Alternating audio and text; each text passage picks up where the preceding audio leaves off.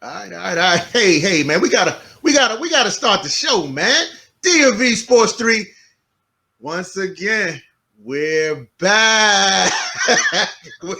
They done got us, but we back. You know why? Because they can't stop DC fans. They can't stop the DMV, and they're not gonna stop these three. So as we say, let's get it.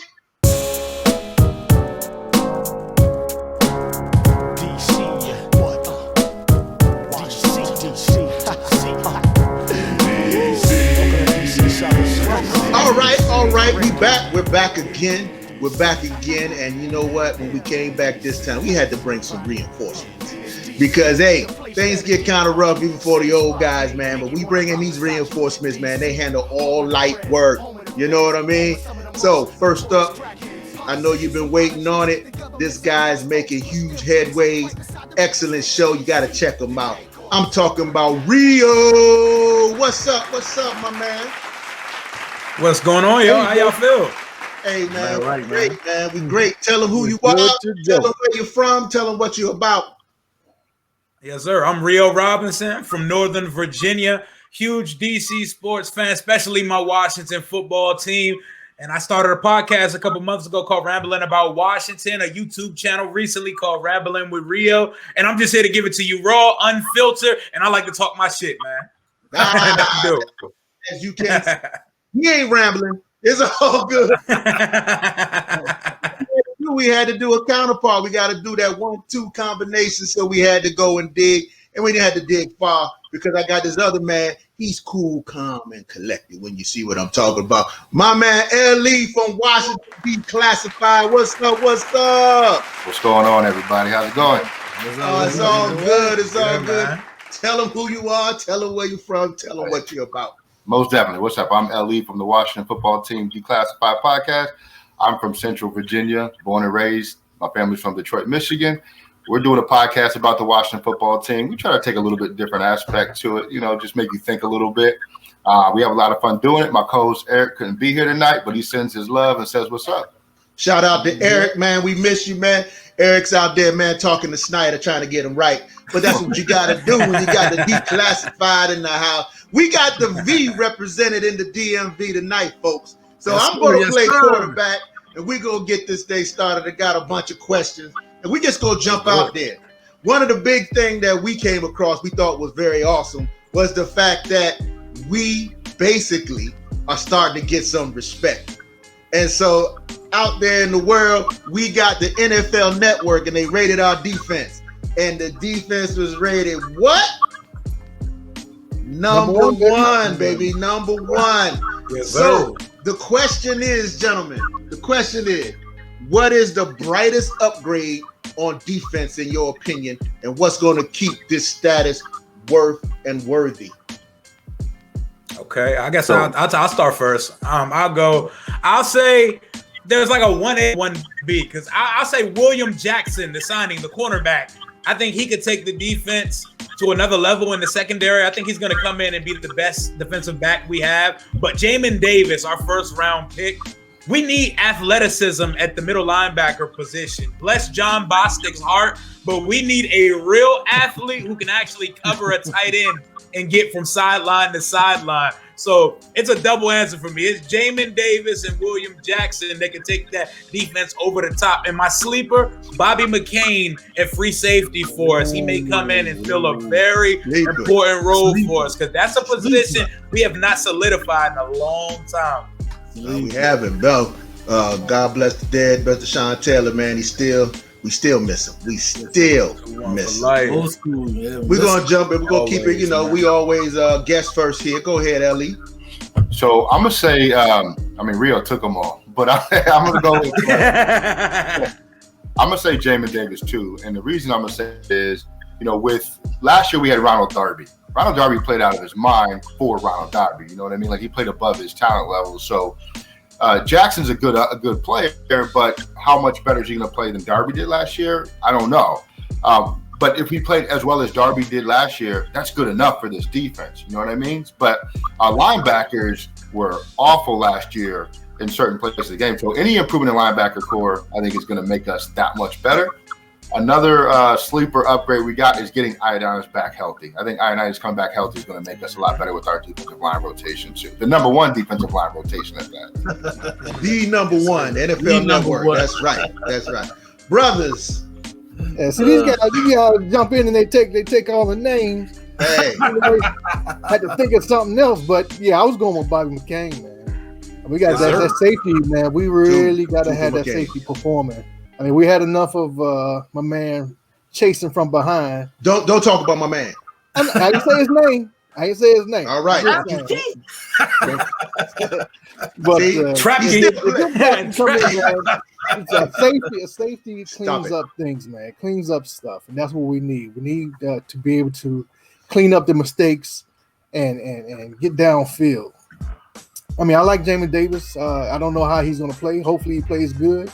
He's obviously fast and he's obviously strong, and that's what you need to be in the middle because they're going to have to check those tight ends mostly in the back outs. But that safety is important, man. And if he comes in and he plays, I mean, we got safeties too. We got the Shazier Everett, and we got Moreland. But we got safety, but we don't have a professional safety. These guys are still learning. Bobby McCain's a professional safety. And he's seen a lot. He had a good year last year in Miami, and let's just hope he had one for us. That defense just gets better and stronger, man. And so is Ioannidis coming back. That helps that rotation on that line. Yeah. So, our defensive specialist in the house, y'all. Go ahead, Big Al. Well, I agree with everybody. I have to say, though, especially Ioannidis coming back, we can count on. We know when he's good. When he's good, he's good. We already seen what he got. I definitely agree with Ioannidis coming back, and I definitely agree with that rookie linebacker coming in. That's going to be a big help. But I think a number one player that's going to take us to the next level is our superstar player going to the next level himself. And his name is Chase Young. If Chase Young steps his game up, and the way he's been working, I've been watching this workout. If he just takes it to that next level, then our defense will be the number one team. We're not going to be paper number one. We will be the number one team. And we can go from 8 sacks or 7.5 sacks to 14 sacks or 15 sacks and more plays, more interceptions, fumbles, strip sacks, stuff like that. He takes that game up to another level to what he can do. We know he has it in him, too. We know he has it in him. He has the drive to get there. So I think it's Chase Young going to another level will carry us to a true number one defense. I predicted 17 sacks on my show. 17 between him and Sweat have been by himself. By himself. I got 11 for Sweat and 17 for Chase. Wow. 28. That's a lot. I'm bold. That's a lot. The league leader last year had like 15 sacks, like the league leader last year. Right. So he's breaking all records. I like that Rio put all the chips in early. I believe in Chase. No doubt. No doubt. Hey, well, listen, I'm going to go ahead and say this. My thing is just to be different because I did everything you guys said was always spot on and was perfect. But I'm going to go with, because of the athleticism, our biggest thing is Del Rio. He's going to have to design some schemes that's going to get us to that quarterback, keep that quarterback running. I'm tired of these young, fast Jalen Hurts making them look great. These speedsters and stuff like that. Even Jones from New York and that run he did, that's embarrassing. We need to you got to scheme it up so that these guys can get those 17 sacks. And I'm putting all the pressure on these coaches because coaching matters. And Del Rio, now you got the pieces. I don't want to hear nothing. So I'm gonna go right into the second. Nah, man, don't go up. We're talking about defense, man. Can you imagine what we got? That front line we already know is stout. Yeah. If we can get St. Jude, who if he is what he appears to be, what everybody's saying, we get him on the outside along with Williams, and then put Fuller in the slot. Mm-hmm. Yes. We got Jamie Davis in the middle. Along with Holcomb. What's the white cat? I forget Holcomb. Holcomb. That line, man, that defensive line into the second stage, and you got the back end with McCain and maybe some other free safety, man. Woo! I would love to see what I would love to see Del Rio find us a good home for Landon Collins too, because like it's being forgotten. He's gonna be on the roster this year. He may start on PUP, but they gotta find a role for him. That's just too much talent, too much money to not have a good home for him on the field. So they gotta get him in there. That's true. He got to be flexible too, though. That's a coaching move. He's got to start thinking flexibility. Hey, Deacon, there might not be another player in camp whose development is more critical than St. Juice. I mean, because he played in Michigan, right, for a little while. Then he transferred or whatever. But we don't know what he can be against top-tier competition, right? Because, his college situation. So he had his deficiencies coming into the league, most definitely, especially in deep coverage. He gets lost out there, right? He gets turned around a little bit.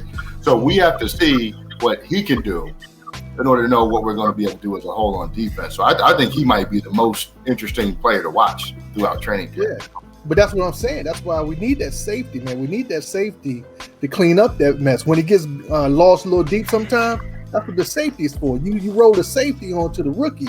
You don't roll it over to the players that have been around a while. Well, Big Jack talking about having him press. He put his hands on the wide receivers. That's what they had talking about having him doing. He's a big boy. He has long arms, and he's supposed to be real physical. So he's like, and that if he's going to press, that means we're blitzing. Yes. Have to. Yes. And we playing press coverage. We're blitzing. Aggressive. Gotta be aggressive, man. Hey, listen. We're not playing that 3 deep that we played last year. We ain't playing that 3 deep zone. Nah. Come on. Let me tackle you stuff. Hey, listen, I'm just I got to play quarterback. We got to keep this thing going. I got a lot of good questions. We got a lot, but not a lot of time. So let's go. Let's talk a little offense. We go pull up a young man who I think is critical and crucial to our offense. And it's not Mr. Fitzpatrick. It is our number one running back, Antonio Gibson, who is saying now that his turf toe is fully healed. So with that being said, here's my question. My question is, how do you feel about our running back committee? Now, if I look at the stats from last year, keep in mind, and I'm pretty sure our guests know it, but I got to remind the old guys, Gibson ran for 795 yards.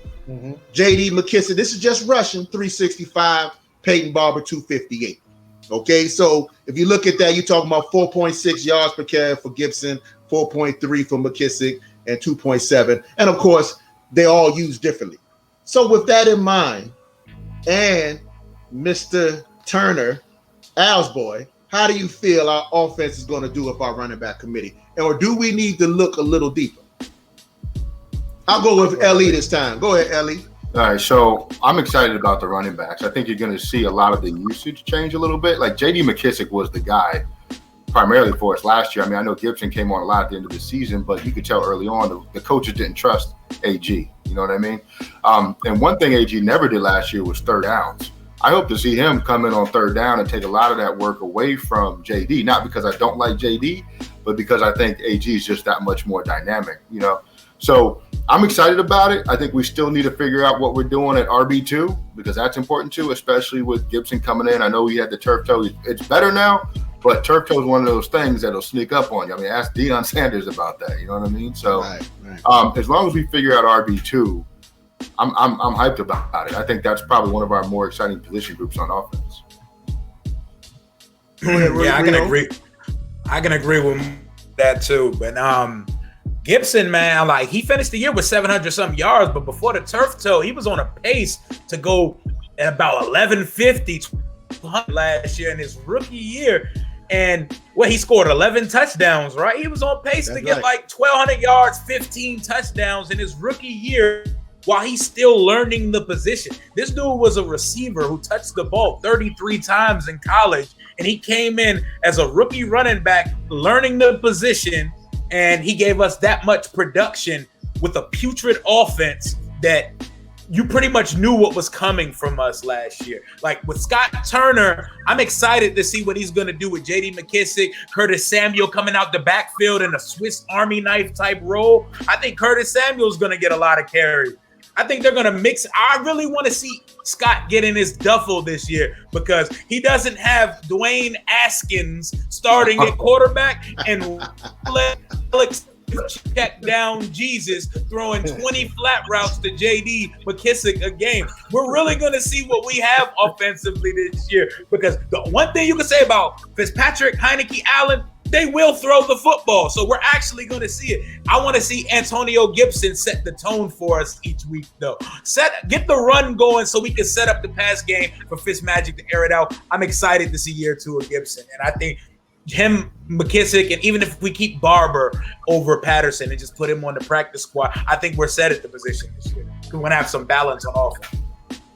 Okay. All right. I like how he said that. He said Fitz, Heineke, Allen. It's like one unit. It's one person. Fitz, Heineke, Allen. Yeah, committee. Whoever. You know, hey, what you gotta say, man, you know, I'm going to talk about my main man. Guys, my main man is Turner. I'm in personal contact with my man, and he's telling me that the most important thing for his running game is his O-line. This is the most important thing. Once he gets his O-line ready, he's going to reach into that bag, baby, and he's going to do it. It don't matter. And I think he's not going to run the ball. I think he's going to be throwing more than he's running, baby. So, unfortunately, y'all guys are like that running game is not going to be around. I think it's going to be a passing offense. And the offensive line is going to be the key for a sprint draw type situation. He's going to be running draws.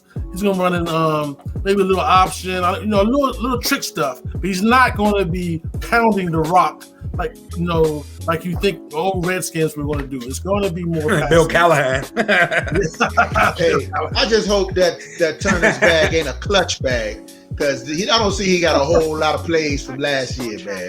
So I'm hoping. I really am hoping, Al, that he can squeeze a lot to that clutch bag. He ain't seen to pull out nothing when we needed to be pulling out. No, hey, man, he couldn't. He couldn't. Y'all keep saying that. Look at what we had behind Cinder. We had one leg.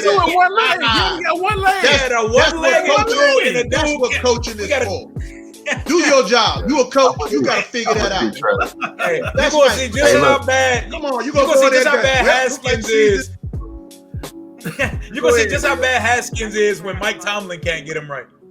Like, you're going to see. Y'all go, his wife got him right. His wife got him right. His wife got him right. That's what they stop. Prayers to the Haskins. Commercial break. Come on, man. Come on, big guy. You trying to stay on this time. Hey, Al.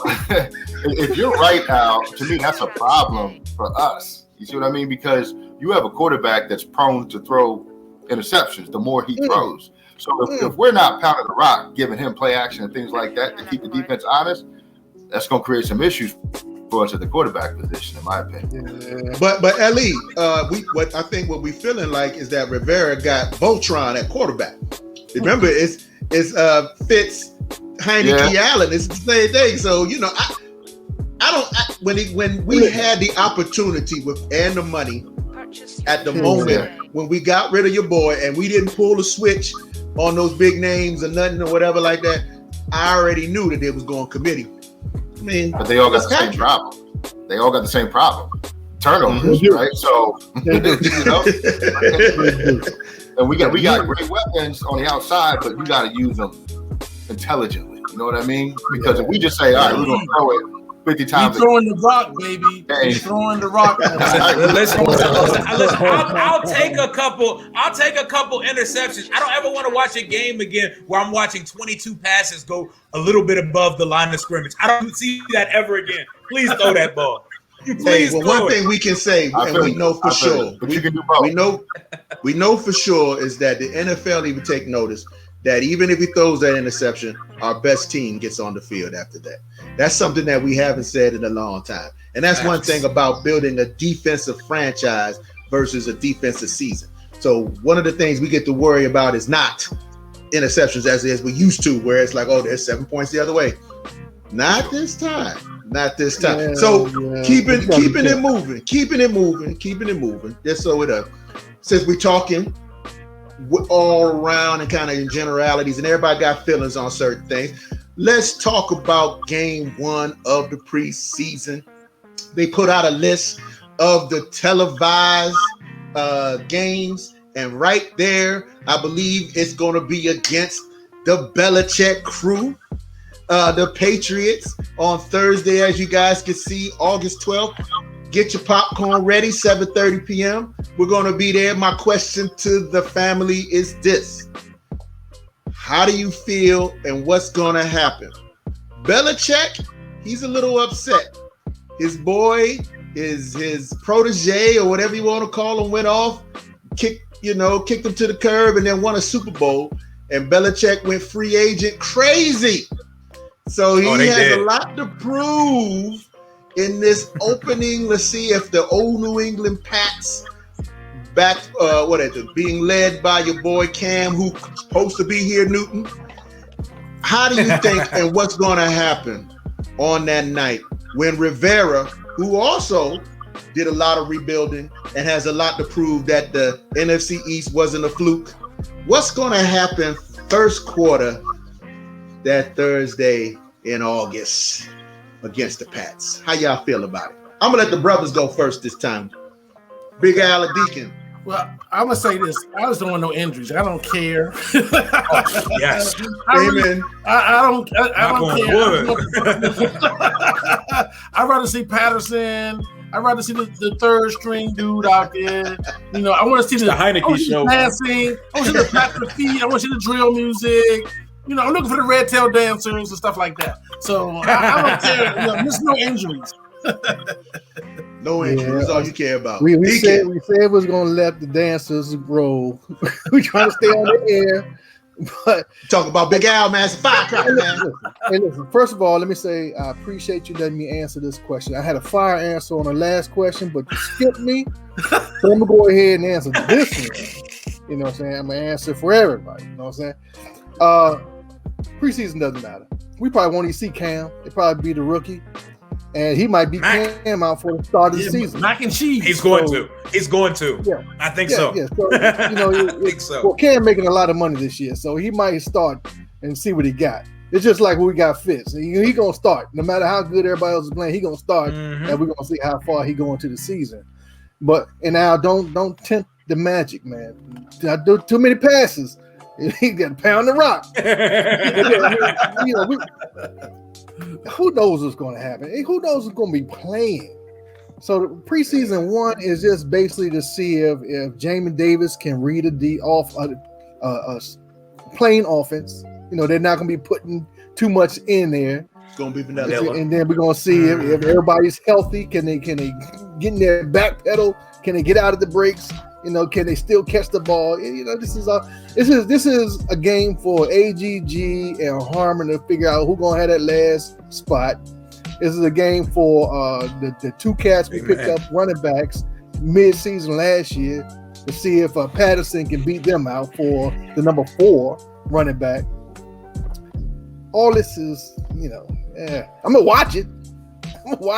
I can't help myself. Of course. But I mean, you're talking about full contact, man. You're talking about, like you said, those individuals who gonna watch it. We're gonna watch it, man. We're gonna go live that game.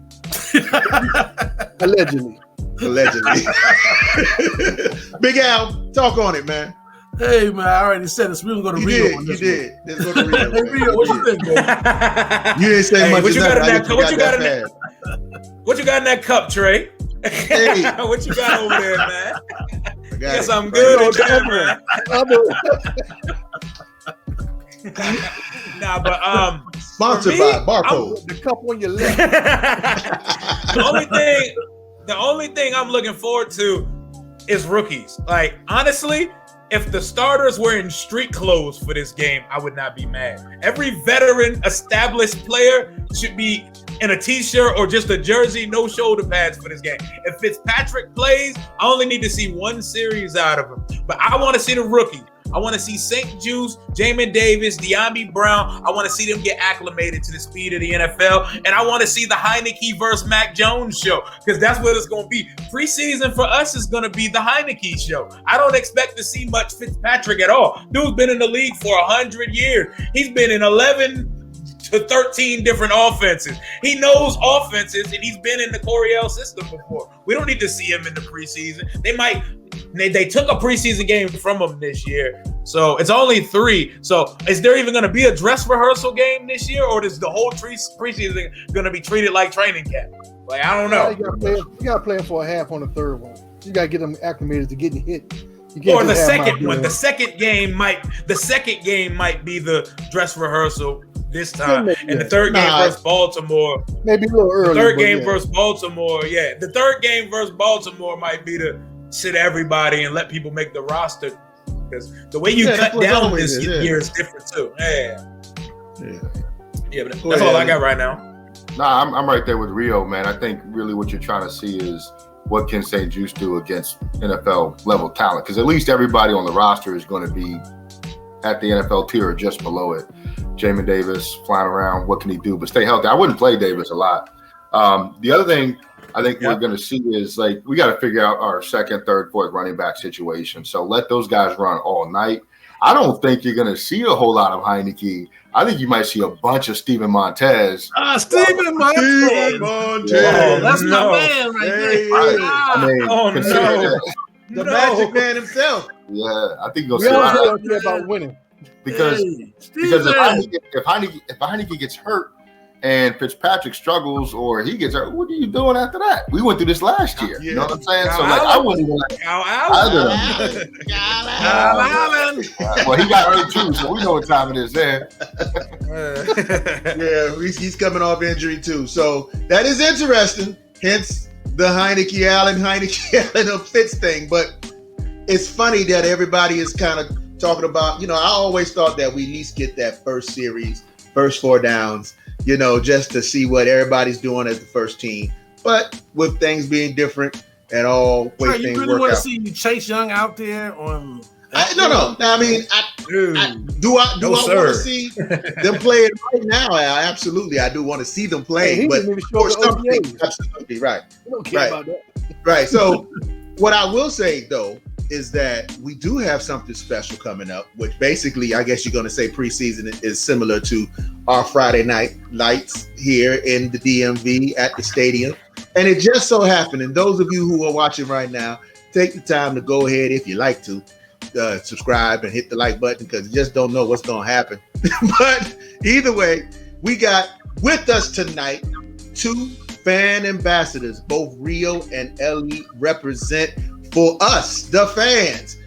First time ever, as we, the OGs, been around. We've seen all the Super Bowls. We've been there. We've been through the ups and the downs. We've never had an opportunity to, don't be kind mad. of, right. It's kind of, because when you miss something, you miss something. And so, anyway, but we want you guys to talk a little bit about how it is to have an opportunity to be a voice for us, those that, we used to scream from the sidelines or on our couch, but now we have individuals like yourself actually speaking up. What's going on at the fan ambassador camp? I'll let Ellie start. No, I'll let Ellie start because he's a captain. He's a fan captain. So you go ahead. It's you. Okay. I got you. So I'm the leader of the family category for the fan ambassadors. And first and foremost, let me say the football team has been absolutely incredible, man. They've blown us away at every single step. We got to meet Ron Rivera in a meeting for all the leaders of the groups. We just met with Jason Wright yesterday on a Zoom. By the way, shout out to all of those guys. Beyond our wildest dreams of what we thought we were getting to do with this. But more than that, we all get to establish this community of individuals from all different walks of life who get to come together and try to improve whatever experiences that we're allocated to. That, we've complained about FedEx for how many years, right? All the people that went to the stadium. And there's so many different opportunities to improve things, and we all get to participate in that. So do you guys, and so does everybody else that's a part of the Washington fan base. So I'm excited to connect with everybody, take suggestions, take them back to the team. What's really going to tell the story of this, though, is if the team takes what we say and makes changes because of that. You see what I mean? Because this is all just lip service, which I don't think it will be. Let me make that clear. But if no changes come from what we decide as a group, then a lot of people are going to lose faith in the program. So it'll be cool to see what they actually institute based on what we come together and bring to the table. So awesome. That's awesome, man. That's incredible, unheard of, man. Unheard of. What about you, Rio? Yeah, with this franchise, it's definitely unheard of. It's refreshing, man. Like Joey Colby Begovich, the guy who's putting this together, he's the new vice president of guest experience and hospitality for the team. This guy worked for a decade doing this same position with Carnival Cruise. I don't know if y'all been on a Carnival Cruise before, but the fun and entertainment on it is next level. Like the crew the crew is it's top notch, and you can already see he's very self-aware. He knows the game experience at FedEx Field has been ass for 20 years. Like, it's been bad, and he's aware of it. He calls it out, and he wants change, and he's demanding it. So some of the things, I'm in the entertainment category, and some of the things I'm hearing being thrown out, ideas thrown around, and stuff we're even getting from fans on social media, people we run into in public. It's going to be a different thing here, especially with the rebrand we got going on. We're going to create new traditions and new staples here in DC to make FedEx Field fun and an actual home field advantage again. Like, for example, this Friday night football thing we got coming August 6th at FedEx Field. There's going to be the new drumline style marching band, and they're going to be debuted. The dance team, including Beat Your Feet Go-Go dancers, are going to be there. There's going to be some type of laser light show, which I don't even know what that means, but it sounds fire to me. Like, it sounds like something I would never see at FedEx Field. Like, Snyder's pulling out the big guns now, or at least he got the right people pulling out the big guns. I'm excited to see what we're going to do.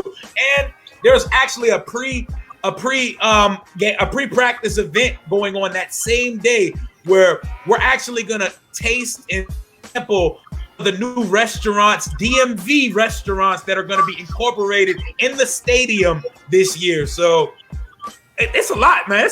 I'm excited about what's gonna be done with this ambassador program. Fans embrace it. We are all fans and we all want the same thing. There's no retreat-based selections of the ambassadorship. We are all in this together, and we want to see the Washington Blanks of the future prosper. So we in this together, man. Let me say this too. Name of the Blanks. Let me say this too. A lot of people, I don't know that they jumped at the opportunity for this. I think next year it's going to be a lot harder to get into the ambassador program because they're seeing what work they're allowing us to do and what they're allowing us to be a part of. So I suspect the next year the line's going to be a whole lot longer. So as soon as you guys see that link come up that says if you'd like to be an ambassador, jump on it right away because it's worth your time. It is. Oh man, hey, they might not want me to be an ambassador. I got a lot of dreams, man. A lot of dreams. I gotta go. Blitz. I hope you two ain't got nothing to do with it. Right, yeah. You two got to do it. We can't come. But I think there's one thing that I would say you guys could take, Rio doing the entertainment and Ellie doing the family. I think it's important for both, is that you should just go ahead and let them know we're asking if you would please ban all Pittsburgh fans from ever walking in the stadium. I think that's good for family. I think that's good for the entertainment. Just all that nasty towel stuff flying around in our stadium, man. Please, let's stop that. Hey, winning fixes that, though, man. Winning fixes that. No doubt. We need to fill up that stadium with burgundy and gold, too, man. We got to put these asses in seats, man. Our fans. We need to get in there. That's right. That's what I really wanted to say, but I really meant the other way. But anyway, so we're going to shift gears a little bit. We're going to talk a little hardwood. Let's talk a little NBA. And, of course, we here at DMV, we all about the Wizards. But we're going to kind of open it up a little bit today. They just finished up the NBA season, and they had whoever would have thought from the beginning of the year that the deer would the stag would be up with Milwaukee winning it all. But, that was cute. But one thing that was happening for us that happened while all that was going on is that it finally is official.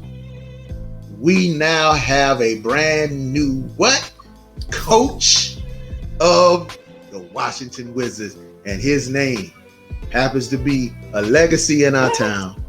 Wes Unseld, the man, the legend's son. Junior. Because he's a legend's son. But he's here to make a legendary name for himself. So, gentlemen, I'm going to go with LE first because I know he's a Wizards fan. How do you feel about this move? And if you didn't like it or if you had somebody else, let us know. Speak on it. Yeah, so let me say this first. The Milwaukee Bucks winning the title was one of the greatest things that can happen for the Wizards because it shows you can win the title with a balanced team that plays offense and defense and just one superstar. We got one in Bradley Beal. Now, he's not a center, but you get the point. As far as the hire goes, well, let's see if Westbrook's still here when the season starts, man. Let's see what happens. We're going to bring that up. We're going to bring it up a little later. Hold tight. All right. I like the hire. I'm not big on NBA coaches anyway because it's a players' league. You know what I mean? You got the talent, you're going to win regardless. I think where coaches make the difference is just making sure all that talent is on the same page. Unseld Jr. seems like that kind of guy that can bring everybody together. So as long as he can do that, I'm with it. You know. So. You don't need a big X's and O's guy in the NBA. You need ballers. And that's where the GM comes into play. So as long as Tommy Shepard does his job, I think Unseld Jr. will be just fine here in DC. Rio. Okay. And I agree with most of what Ellie said, but the whole you only need one superstar thing, I do disagree with that because that's if the cards fall in your favor the way the NBA did this year. With all the injuries stopped the finals from being what it actually would have been this year. We were on a collision course. One of the LA teams would have played Brooklyn in the championship if injuries didn't happen. Phoenix went through the first round without Anthony Davis, the second round without Jamal Murray, and the conference finals without Kawhi Leonard. They're not getting to the finals if either of those teams are healthy. Well, maybe past Denver, but they wouldn't have gotten to Denver because the Lakers would have beat them. But you need more than a star in this league today. That's the way that the league. Most of the time, you need more than a star. And with the Bucks, I mean, their second option, Chris Middleton, is giving you 40 in finals. Like he ain't a star, but he damn near. Because he's a more efficient scorer of the basketball than Giannis. Like Giannis. I'm happy to see what Giannis did. I'm happy for him. I'm happy for a smaller market team to win a championship. I support the Wizards, but the Wizards are kind of like, like my comfort food, kind of like a girl you kept in the back pocket just when you like your main thing, she's not giving it to you the right way no more. You kept her there. I love the Wizards for life, but I'm a LeBron fan. So until LeBron retires, I'm rolling with my plan A. Hey fellas, it wasn't me this time. I want to be known that it was not me. Oh no, I'm talking about back in the day. I'm a happily married man. Disclaimer. I mean, look, this episode can't come out anymore. Right, everybody's like, you know that the one that you know that one that you look after. Like you keep up with what she's doing. I have no idea what you're talking about. That was very strange, Rio. Ew. Don't know what you're talking about, Rio.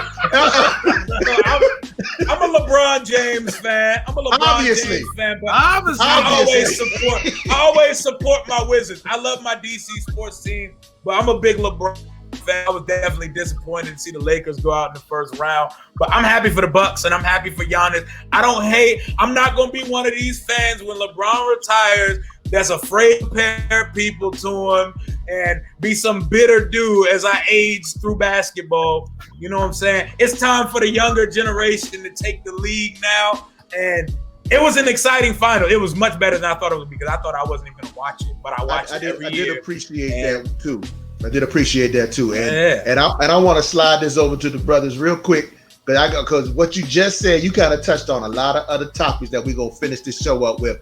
Anybody want to jump in there? Big Al, what about the coach? We still on the coach. Yeah, man. I think Wes was a good hire. He's passionate about DC. He's passionate about the Wizards / Bullets. He's passionate about this team where, we all know Brooks and the former coaches maybe were just collecting a check, maybe, because they sure enough wasn't passionate at all. I don't think I saw Brooks. You see Brooks stand up? He stayed in his seat the whole day. I don't know if he had a back injury or what, but you know what I'm saying? I think Wes is definitely passionate about DC. He's from here. He actually, which my brothers don't know, he grew up in the same neighborhood that we grew up in. He was right across the way over in Indian Queen and Oxon Hill back in the day. We talking about Oxon Hill guys. Okay. Yeah, so Wes was right over there. That's where he grew up at. So he is a DMV person. So he already said he's passionate about our team. I think we might make a trade coming up. Unfortunately, Westbrooks might not be here next year. We might go a little younger. So, but we need somebody that's going to coach defense. We got the Lafayette, the laser out there. I don't know what he's doing defensively. He's not hitting 3-pointers. He's doing right up until that point. He said we weren't going to say his name no more. I don't even know why you keep doing that. But the laser, nonetheless, Unseld was a good hire. I'm supporter of it. I just, I want somebody passionate that's going to be, passionate about this area and about their team. And I think Unseld is going to be that way. He's definitely connected to this. Well, Unseld was on my list for sure. I had a couple other coaches, but Unseld was on the list. And even though he is a legacy, basically, his father played here. He's put in his time. He's been in the coaching for 32 years, man. This guy's grinded on a whole bunch of different teams. So it's not like he got this job just because he's he's a player's son. He put his work in. So for sure, coaches do matter. I will disagree with you there, Ellie. Coaches do matter because we've seen the one that we had, and he mattered big time. It was in the bad way, but he mattered. So let's hope that this coach comes in, and coming out of timeouts and stuff like that. That's where they put their work in. That's when they show their value, So let's hope that he learned some stuff over the years that he's coached as a assistant. But hey, we do have one superstar in Bradley Beal. We have a star in Westbrooks. I mean, you can't be the double king and not be a star. Let's just say that. An emerging star. Yeah, he's a superstar. He's a superstar. No, Russberg is a superstar. I know it's your man. I'm trying to be superstar. But I think he's a superstar. But superstar? I say he's a superstar because he's led a team by himself. And a lot of the cats that are now called superstars never done that, and that's a problem. His star is better than Bill's to me. Oh, slow down a little bit, brother. Bill's probably the best. I don't know. He's the more widely recognizable superstar. It's Westbrook. Recognizable. Bill just starting to getting his acclaim. Every team wants Bill. You put Bill on the market, every team will be bidding on him. So right there, that's perfect. That's a perfect segue, Deacon. Let's go to the next one. Let's talk about the recent trade rumor. Shout out to Big Ed Oliver. He kind of touched on his show. Make sure y'all check it out. He's definitely on the Wizards podcast. I don't want to say the name wrong, but just look up Ed Oliver on Twitter and you'll break down and see the show. But there was a trade rumor, and it's coming from Rio Squad. Rio Squad is trying to burn it all down, and the Lakers had rumor of trying to get Russell Westbrook. Yeah, Kuzma, Horton and Tucker. Yep. I think Schroeder was on there. Everybody, they were like, look, everybody, put them all on that thing. We had the 2 Laker girls, a bag of nachos. It was everybody for this guy. That's why I say he's a superstar. Nicholson come to Washington. Yeah, so what's up with this though? There, I'm gonna go with Rio first. What you feeling? LeBron is screaming for help. Yeah. Westbrook is a horrible fit for that team. Like they're gonna get Chris Paul this offseason. That's what the Lakers are gonna do. They're gonna acquire. He's 100 years old, but he can do just enough ball handling to acquire year 19 LeBron to have to run the entire offense the whole game and when he sits down, someone on the floor can dictate the pace of the game, because the Lakers die when LeBron sits down, and you're 20 years in, like, you can't run the entire. And Westbrook could do that, but Westbrook can't shoot, and that, like, they need someone that their point guard has to have the ability to at least have a mid range. Like, Westbrook cannot Westbrook shoot. got a mid range. Like, He can't shoot no three. He got a mid range. He won't shoot the mid-range. He got a little, for whatever reason. Yeah, he won't shoot. I just think Westbrook. I love the energy he plays with. I mean, Kuzma can get the hell. Like, I want no part of Kuzma playing on a LeBron-led team. Never. We don't want him either. Yes, somebody gotta take. Somebody take. Hey, go ahead. We can keep the Laker girl. Take Kuzma off the Lakers. I need them out of here today. And Schroeder thinks he's getting. And Schroeder's thinking he's getting 25 mil from someone. Someone can take him too. You can take both of them and get them out of here. But I don't like the rumor at all. I think it's disgusting on both sides. I can't see us doing that. I can't see us. Plus Montrezl Harrell. Maybe that'll sweeten the pot up. What you got on the LE? Yeah, I don't think that trade makes either team better, because everybody you're getting back from the Lakers is stunning the growth of some of your young guys. Like, Denny's got to play. You know what I mean? You got Rui. He's got to play. Kuzma was a power forward. He's not playing over Rui here. Why would you do that, right? Because you need to see Rui develop. We might need a point guard if we let go of Westbrook, but Schroeder for the money he don't want? Nah, I'm all right. Like, I understand getting rid of Westbrook to get better, you know what I mean? Like, and help your team develop and get assets back, but you're not going to take assets that's going to stunt the growth of your young guys. You can't do that. That's a mistake. No doubt. And hey, listen, real quick, being a fan ambassador, having his own podcast, keeping up with the wife who's probably tapping him on the shoulder right now. Hey, we got to let my man Rio go. We want to thank you for coming on, sir, for giving us your time. Hey, man, we expect you to come back on, though. Oh, absolutely. Hey. When the season gets going, man. What was that, Deacon? You tell me he's doing Choose 3. You must tell him he's doing Choose 3. He getting out of here like Lewis did. We're gonna sometimes I think Ellie can handle it by himself. We're gonna go back, Hey, I'm double booked, man. I got another one to do in a couple minutes, man. I appreciate coming on with y'all, man. Y'all check me out. I'll get y'all on my podcast as well. When you come on my show, definitely drop as many F-bombs as you want. And y'all stay tuned. Rambling about Washington with Rio, YouTube, Rambling with Rio. My wife can't hear this episode. I'll check y'all on the next one, man. Hey, listen, we only got 2 more questions to go, fellas, while my man Rio departs. We're going to slide to this next question because I think it's the kind of shapes this up good. I wish he was able to stay. But Deacon, pull that pyramid up. This just came out. I want us to take a look, the one where it has the bottom tier to it, the larger one, since we're running out of time.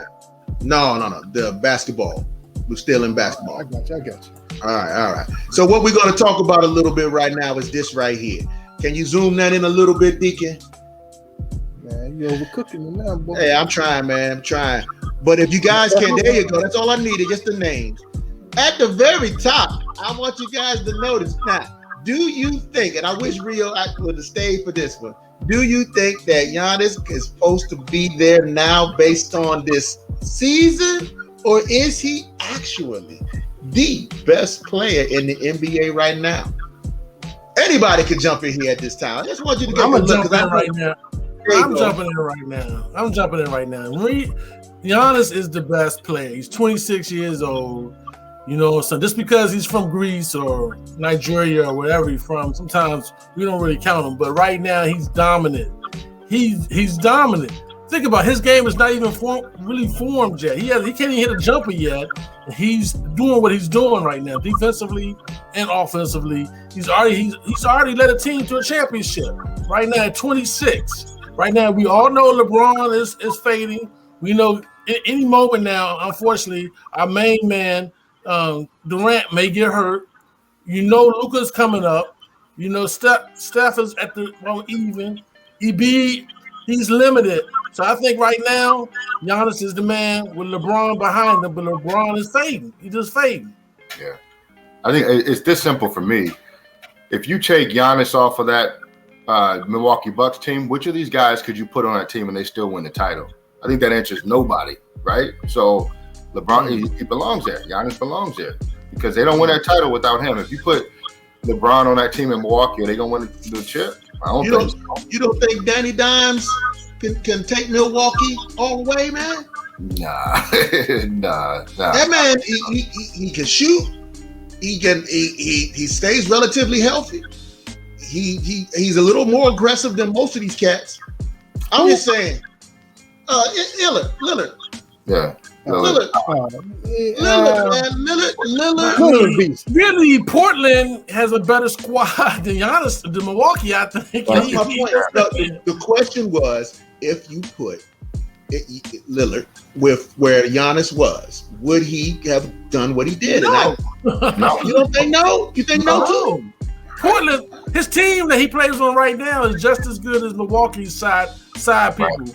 Just as good, and he's nowhere near. He can't even win a playoff series. So, you know what I'm saying? Come on, listen. This he is not. Come on. I think everybody's a prisoner of the moment, man. Thank you, Deacon. He's a good player. He's a good player. Al. Great player. But this is what I'm saying. He can't shoot free throws. Nope. He barely has an outside shot. That's my point. That's my point. What's your point? My point is he's limited and he's still dominating. The question was, who's the best player? He is. Athletically, he is. Come on, man. Come on. He's 26.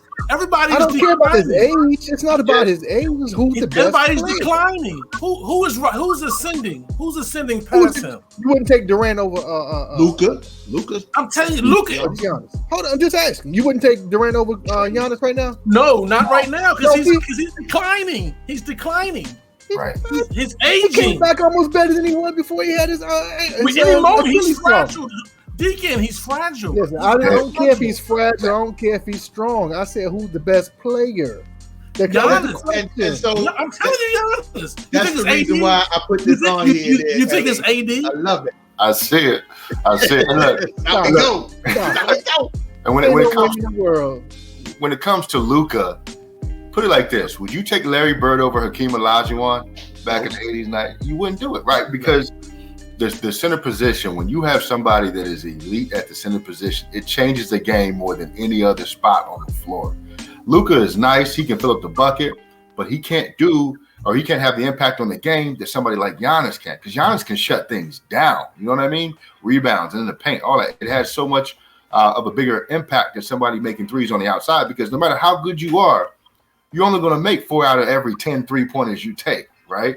Where you got somebody in there dominating the boards, somebody intimidating the other team when they're in the paint, preventing points on every single time they come down the court. So to me, it's not even really close. Giannis is head and shoulders above everybody else. You know, Durant is nice. He's nice on offense. On defense, he's giving the whole team. Durant almost beat that whole team by himself. But he didn't. You know what I mean? He had a full team. They had a full team. We don't have any criteria. Huh? We don't have any criteria how Nick chose this thing. So before we just stay on the top, let's look down the tier. Let's look down the tier a little bit now. Do we agree with where people are falling? I just real quick before we shut this show down. I'm looking over here at that, I'm gonna say tier 4, and I see CP3. Does CP3 still belong on that tier? I think Kawhi should be maybe a little lower. Yeah, I think Kawhi should be up there. Either Kawhi or AD, either one. Which they got a tier to themselves. So can't stay healthy. He can't stay healthy. AD can't stay healthy. But CP3 can't stay healthy. Yeah. None of them can now. So which surprised me when I see Trey down where he is. I think Booker's too high now, in my opinion. And then you see our boy, Bradley Beal, next to Kyrie. He should at least be in that second tier though, man. Below Tatum, too. I don't understand Bradley. He should be at least on that second one. Yeah, below Zion too. I don't think Zion is not yet. Not yet. Not yet. Yeah. Not yet. I mean, Zion's good, but not yet. And they got PC, Paul, PC-13 there. I mean, what is he doing even on the list? What, right next to Klay Thompson, did Klay Thompson play this season? Nah, he didn't play. So we're talking about Klay Thompson 2 years ago. You're right. That's like 2 years ago. So before we get too frustrated, understand that this list here is worth an argument. But I thought it would be fun if I threw it up there, and I think Rio would have appreciated it, or maybe not. That is, he would have had LeBron at the number one. That would have been it. He's a LeBron guy. He didn't say that. I mean, LeBron at 40 years old would have been number one. You know what I'm saying? But that's amazing that somebody had the nerve, and I do mean the nerve, to put LeBron on the second thing. So I thought it was interesting. And so before we go ahead, Ellie. Oh, my bad. You know what's crazy is that we talk about Giannis. If Embiid could ever figure out how to be consistent, I think he would be right up there. But his game is just too inconsistent right now. You'll get 40, 20, and 6 from him one night, and then you're getting 17, 8, and 3. And he has to figure out how to bring that every night to play elite every single night. And then Embiid should be right where Giannis is. But time will tell.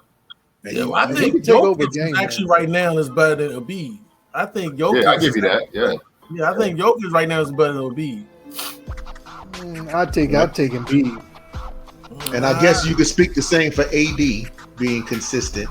And of course, AD's injury prone, man. But he's injury prone. So if you're going with Al's section, injury prone is no good. Hey, man. You can't play if you're injury prone. You can't sell tickets on in the suit. You can't sell tickets in the suit. Can't. How good the suit is. Hey, so Deacon, we're gonna do this real quick, man. And we were almost right there at our time frame, man. We're gonna try something new. Now, normally we would do our infamous pick three. I don't know if you ever watched the show, Ellie, but we have a pick three in our battle debate. But we decided to change it up a bit. And I think, looking at you, young man, I think this right here might be interesting. We'll put a little pressure on you, but let's just go see what happens. Deacon, pull up our new question. In front of you are the logos of the rap groups that have graced us with their entertainment and time and effort. Pick your top five. Now, you, my friend, are honored that we have not chose our top five yet either. So we're all going to do this together. And this will be the start going into the season. Another question. So we get to flip it. Because we finding out some of y'all are cheating and y'all prepping yourselves for the pick three. So you don't know what's coming. So that's what we're trying to do, something a little different. So everybody take a little time to look at this. We got as new as the Migos, as old as Public Enemy and NWA. Some individuals you might not know, that eagle over there is the Diplomats. I'm ready. The Hot Boys on there. I didn't make this list. This is something that we come across. Yeah. I have arguments about a lot of these individuals, and I have questions, but it's five. You get to pick five, so that's a good number. Five is a lot. Who gonna go first? I can go first. You ready? You need some more time. I'm ready. Yes, man. Go ahead. Are we doing hey, before we go, are we going like from worst to best? No. Your top five, no matter what order. Okay. Don't try to order them. That would be too much. Yeah. Okay. Who goes? So I'm gonna say this. I like all of these groups, right? But I'm going top five based on impact to hip hop in general. Hey, ho. Are you saying you like Migos? Is that what you saying? Fair point. I'm just trying to gauge your. You're right. You say you're right. You corrected that. Thank you. Yeah, that was on my so I'm gonna give you five, even though I think this list could probably go 8 deep, right, in terms of impact. So you got to go Run DMC because they were really the bridge into what is modern hip hop, right? Just taking it back there. NWA with gangster rap, with that foundation there. So without those two groups, what is hip hop right now? You know what I mean? Okay. All right. Knowledge base. Look, I'm gonna go with Wu-Tang because as a collective, they impacted rap a great deal, but also individually with all the solo albums that they did. Method Man had one of the most important careers in hip hop. RZA from production, and it has one of the most important careers in hip hop. And then all the other guys, Ghostface, that guy's got like 30 albums. All of them are terrific. Raekwon is one of the most talented lyricists of all time. So I'm gonna go that. I think in terms of, I'm gonna go Outkast because of their durability in hip hop and also introducing a lot of the South style, which is currently running hip hop. You know, the South is on fire right now with the Atlanta music. I'm not saying I'm a huge fan of it, but they are important. So what I got one more. Wait, one more. Okay. I'm gonna go with. I love Mobb Deep. That's one of my favorite groups of all time, and they really represent the New York sound.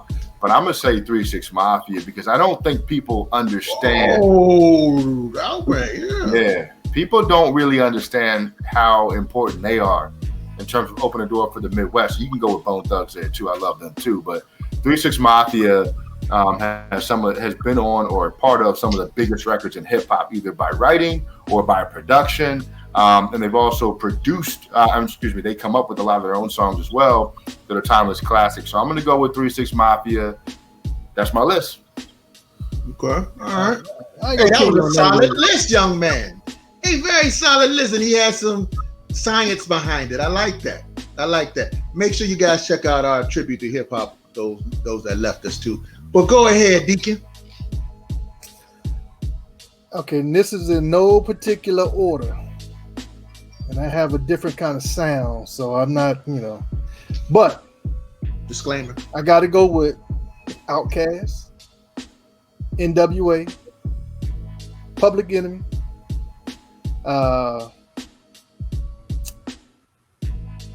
that's 3. 2 more. Yeah, I know. Run DMC, obviously. That's 4. Yep. Roots. Got to go with the Roots. That's just me. What? That's the just Roots.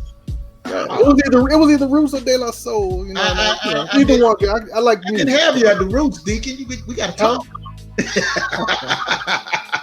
That's Big it, right? Al. NWA, Public Enemy, NWA, Outkast, and the Roots. Got you. Big Al. Okay, so this is in no particular order, but also I'm a little different dude, so I'm gonna go out a little on the stream. So the Hot Boys on the stream. So of course, Run DMC, of course, NWA. I'm gonna go a little on a far off tip a little bit. I love Tribe Called Quest. I was just a big, Phife Dawg fan. So Tribe Called Quest. Man, Mobb Deep. Wow. Man. The Bob got 2. You know what I'm saying? And then 2. Last one. Man, my main man, this is back in 89, I think it was 88 or 89. I went down to Anacostia Park and seen this group, man, and they turned me out, man. We was right with you. Enemy. We was right with man, you. Trey Z was with me. Public Enemy, man. They was just awesome, man. So, man, that's it, right? That's it, man. That's Public Enemy, man. I I gotta go what I like.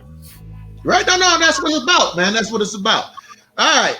So I'm gonna round it up, and basically makes it easy for me. 3 of them definitely make the list.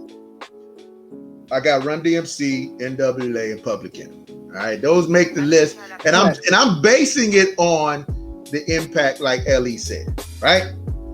That's my 3. I also chose Tribe. So I was surprised Big Al chose Tribe. I knew you were gonna pick Tribe. Tribe, that I got. Tribe was just you just take the time. Even their last album with your boy Jerobi finally rhyming, man, the jump was incredible. If you go check it out. And now I'm going to say this. This is going to kind of probably shock the world. And it's up in the corner. Y'all probably didn't notice that Def Squad is a combination of Redman, EPMD, DOS Effects, K Solo. Man, I think that's cheating. I didn't make the list. No, I'm just saying. I just saw. Hey, look, that's like Wu-Tang. That's what Ellie chose Wu-Tang. Yeah, but Wu-Tang, they came up together. Def Squad. That's a record label, basically. No, Def Squad. I thought it was going to say G-Unit. Because remember, Def Squad was Eric Sermon and PMD. they did start a record label, but remember they separated. And when they separated, they went to one side, they went to the other side. So, but when they came back together, they performed together. I'm taking Def Squad. But hey, Tracy, how many albums did Def Squad put out as a Def Squad 3 album? albums out. No, as a Def Squad album. That's what you had. Yeah, they put 3 albums out. You're trying to be cute, Ellie. You called them a group. No. Def Squad had 3 albums. They said they called it a group on here. It's called Rap Group. It's a compilation. It's a compilation. Okay, but that goes with the Diplomats too, then, right? Yeah. So it's like, okay, so I know which one is gonna get you kicked off the show now. Yes, I do too. Good with that one. It ain't Def Squad, because I saw down at the bottom West Side Connection. I don't care how bad you want to call it. They got some great guys on there, but I heard that album. It was horrible. No love for the Ghetto Boys. Yeah, you know what? Ghetto Boys was an honorable mention. I was going to say that, and also 8-Ball MG, but down at the bottom, because if you look at their catalog and listen to what they thought, you talking about that Southern sound. They really do kind of crush Outkast, because Andre, he gets a little wild with his, you know what I'm saying? So you want that dirty South sound, you go to 8-Ball MG. All right. But anyway, I think it's about that time. It looked like we were right on time again. We were able to be blessed by one of the greats in this podcast industry and a fan ambassador who happens to be the captain of family, my man Ellie from Washington football team, Declassified. And shout out to his partner, Eric, man. Hey, look, we sorry that you couldn't make it. But again, these guys are doing great things. They stay busy. And if you want to say one more thing to get the fans, make sure that they're going to, what our fans always do, they run and they go and follow and subscribe. So make sure you drop your stuff, man. Yeah. Hey, first and foremost, to everybody listening, make sure you go follow these guys and what they're doing with DMV Sports 3, man. It's a good show. You guys do an excellent job, man. And I love to see what you guys are doing, and I love to see that you guys still have that passion as you guys are growing and keep putting on, man, for everything that you guys represent. If you want to check out what we're doing, obviously, come look for any podcast platform. Washington Football Team Declassified is there. Holler at us on Twitter at DeclassifiedWFT. Other than that, man, we just checking you guys. Go out, man. We appreciate that, man. We appreciate it. As you can see, DMV, we pay well. As we do it right here, make sure that you like and subscribe if you want to. Again, we are battling. But we got about another good month left on. Off again. Hey, listen, we want you guys, we're waiting on the Washington football team name. Send us new names that incorporate DMV Sports. No, we're going to stop joking about it, man. We just here, man, as fans, to bring you great content. We appreciate and love all of y'all, and make sure that you take the time. Shout out to the Perfection Band and Show. Hey, Scoop! Oh, you know what to do! One new salute! Get the blood warming a little bit, man. Get this crank shop started, huh? You know how we do? Get this crank moving a little bit, man. Welcome to the show. Hey, Scoop, you what you been woo. Hold it down. Oh, they woke up a giant and they called him Scoop, huh?